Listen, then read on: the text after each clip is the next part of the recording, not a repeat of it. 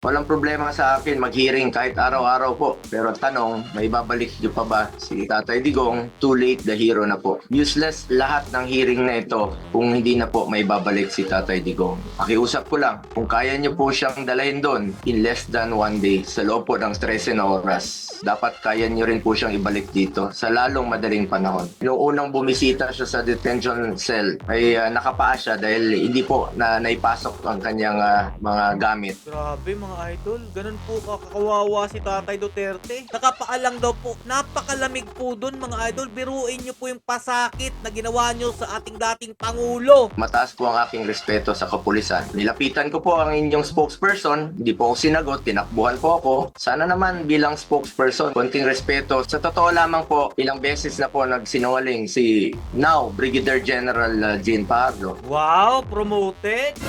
Ma'am, bilang spokesperson, totoo lang po ang sabihin mo, alang-alang sa bayan. Your duty is to be loyal to our flag and to our country. Minahal namin kayo ni dating Pangulong Duterte. Sana, konting respeto lamang po. Kung nagawa ito ni Fajardo o ni General Fajardo kay Senator Bongo, paano na lang sa mga ultimong mga tao o mga kababayan nating Pilipino?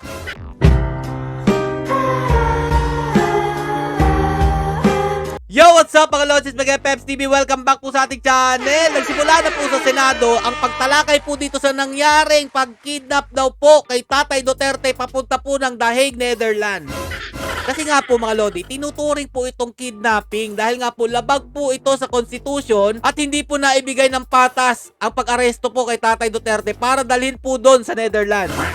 Anak ng tinapay. O eto mga idol, sa pulpo si General Fajardo sa mensahe ni Senator Bongo. Dahil nga po, isa po ito na tinuturing na nakikipagsabuatan para po mangyari po o maisakatuparan ang kanilang plano para dalhin po si Tatay Duterte sa The Hague, Netherlands. Pakinggan nyo pong mabuti mga idol dahil malaman po itong mensahe na to at yung mga katanungan nyo about po sa pag-uwi ni Tatay Duterte sana naman po masagot dito.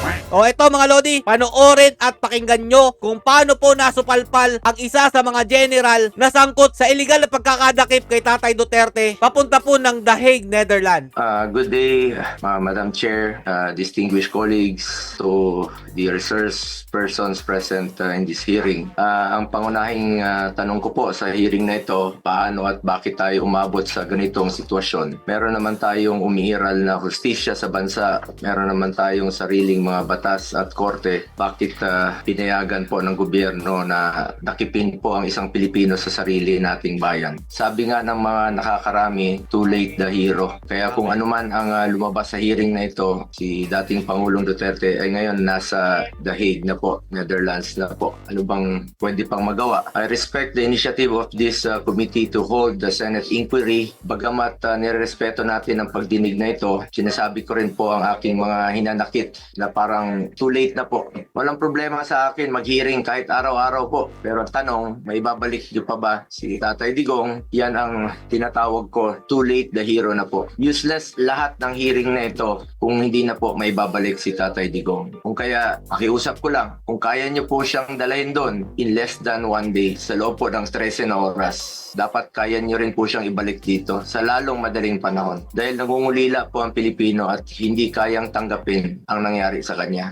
Bilang isang mambabatas, nandun ako sa NAIA nung lumapag ang eroplanong sinasakyan ni dating Pangulong Duterte. Hindi po ako pinayagang makapasok. Kasama ko po ang kanyang mga doktor dahil may scheduled medical check-up po siya sa March 12. You may check the records po. Importante masiguro ang kanyang kalusugan dahil 80 years old na po ang dating Pangulo. Pero mukhang hindi ito naisaalang-alang po ng otoridad dahil hindi siya pinayagan na mapunta sa ospital. Hindi nadala ang kanyang mga medisina. Alam niyo po, ako ang nagpapadala ng medisina niya sa bahay niya. Linggo-linggo po yan. Dahil yan po ang pinangako ko sa kanya noon. Bagamat hindi na po siya nakikialam sa akin sa politika, pero sa kanyang medical ay yan ang pinangako ko sa kanya na hindi ko siya pababayaan habang buhay. 27 po ang kanyang gamot. Sana po'y maibigay rin ang kinakailangang gamot at medical attention sa kanya habang nasa ibang bansa. Dahil karapatan naman po ito ng bawat tao. Constitutional right po natin yan. Sanay po siya na merong nurse, sanay po siya na may doktor na nag-aasikaso sa kanya. Naikwento nga sa akin ni Atty. Mejaldea na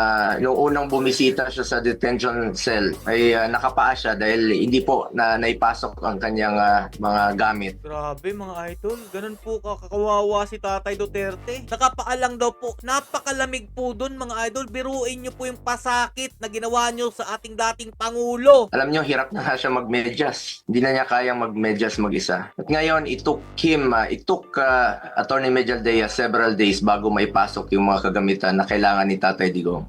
Mahirap talaga ang kanyang sitwasyon ngayon na nakadetain. Sa unang pagharap ni dating Pangulong Duterte sa ICC, napansin natin iba po ang kanyang pananalita. Marahil ito ang estado ng kanyang kalusugan. Sa totoo lang po, several times na po naobserbahan ko yan noon. Yung kanyang pananalita, ganun yan. Pag hindi po naibibigay sa kanya yung saktong medisina na dapat niyang inumin. Marami na pong karamdaman si Tatay Digong. Sino ba namang 80 years old na walang gamot na iniinom at walang karamdaman? Yun po ang aking kinakatakot sa ngayon, ang kanyang kalusugan at ang kanyang kaligtasan. Kaya hindi ko po maintindihan bakit hindi pinayagan ng mga pulis ang doktor na makita siya. Okay na po ako, hindi niyo po ako pinapasok. Ilang beses po akong nakiusap. Pwede ba akong pumasok, sumunod? Pinababa nga ako sa sasakyan Hindi po ako pinapasok doon sa Villamor Air Base. Nakiusap po ako na unahin na lang po yung doktor niya at yung ambulansya. Lahat naman may constitutional right to seek medical attention when needed. Lahat ng Pilipino, dating presidente man o normal na mamamayan, lahat ay may karapatan na masiguro ang kalusugan at kaligtasan. Nakakalungkot na isang bagay na ating ipinaglaban para sa Pilipino,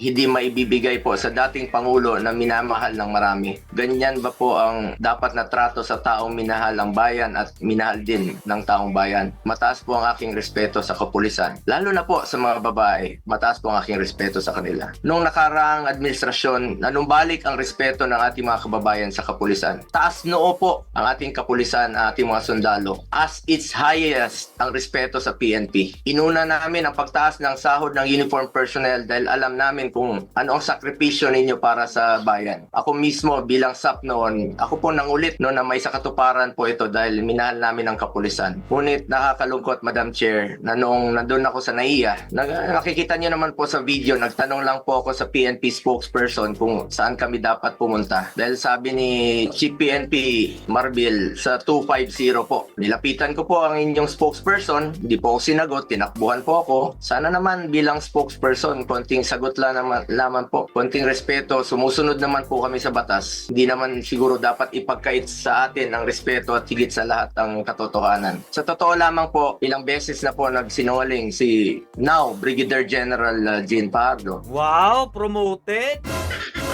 Yan ba yung nagagawa ng pagsisinungaling? Dito masusupalpal. Ito po si General Fajardo kay Senator Bongo.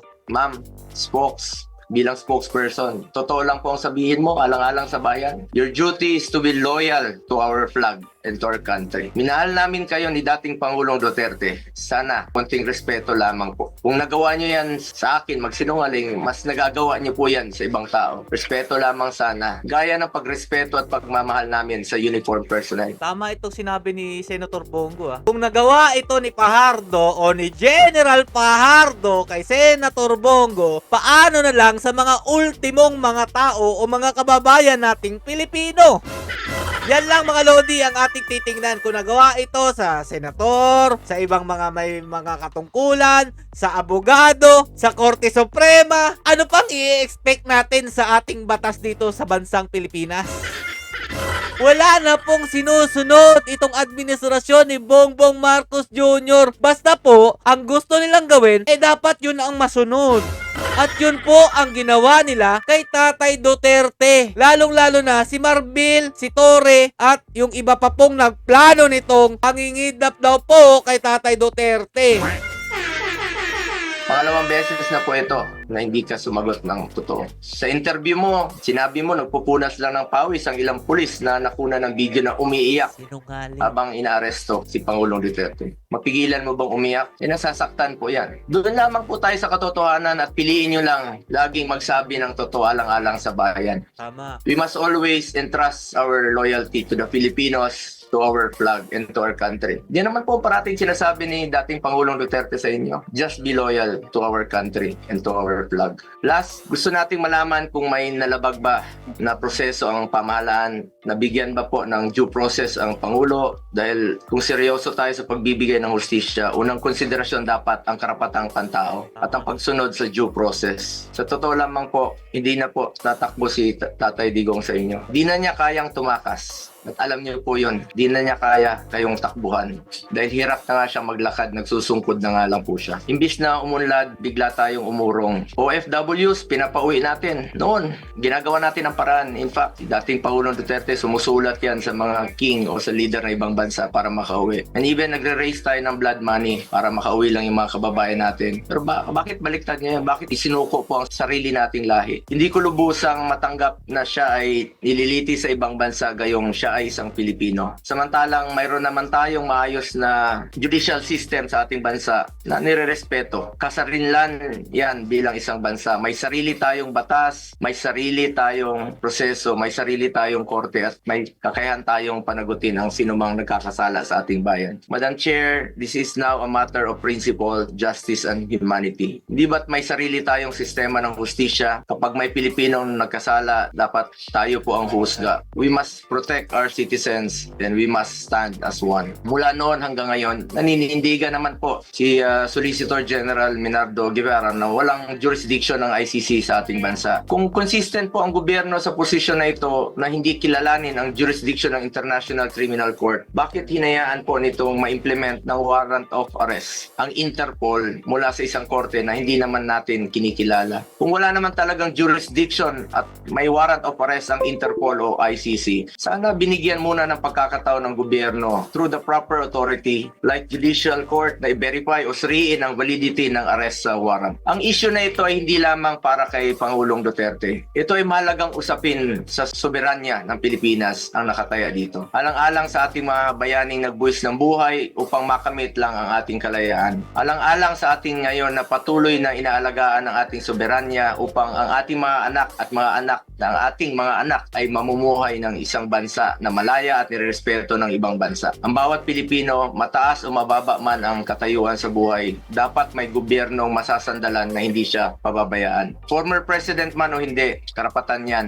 lalo na po pagdating sa kanyang kalusugan, kaligtasan at buhay. Sa huli, bagamat andon si Tatay Digong na buong tapang na hinaharap ang kasong isinampa sa kanya, tulad ng kanyang paulit-ulit na ipinangako, napakasakit po sa dibdib na pagkatapos niya isakripisyo ang kanyang sarili para sa kinabukasan ng ating mga anak at ng bawat Pilipino, ni isang Pilipino ay hindi huhusga sa kanya. Imbis na ibigay sa Pilipino ang paghusga sa mga ginawa ni dating Pangulong Duterte na paglaban sa droga at kriminalidad, sadly, hindi po ganun ang nangyari. Sabi ko nga, para sa akin, Pilipino po ang dapat humusga sa totoong sitwasyon sa bansa. Kung mas nakakalakad na po ba ang ating mga anak noong panahon niya, hindi po nasasaktan, hindi nababastos. Kayo po ang humusga. Pilipino po ang dapat humusga. Minahal tayo ni Tatay Digong. Ginawa niya po ang lahat para sa bayan. Tanda na po siya. Ayaw na nga niyang tumakbong presidente. Pero ginawa niya po ito dahil yan po ang kanyang sinumpaang tungkulin para sa mga kababayan natin Pilipino. Pero ngayon, hindi lang si Tatay Digong ang inialay at ipinamigay ng ating sariling kababayan.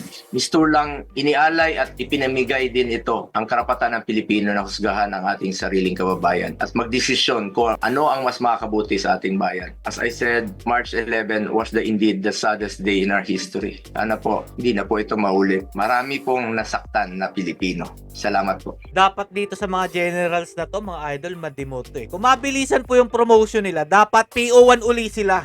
Dahil hindi po nila alam ang tunay na pagpapatupad ng batas, lalo na po pagsiserve ng warrant of arrest. Yan lang po muna mga idol at marami pa po itong video na live telecast po galing po sa news na ito nga po binabalikan po kung ano po nangyari nung illegal pong inaresto si Tatay Duterte dyan po sa Ninoy Aquino Airport. Hanggang dito lang po mga Lodi. Stay safe and God bless you all. Antabayanan nyo po ang susunod kong mga video. Duterte pa rin.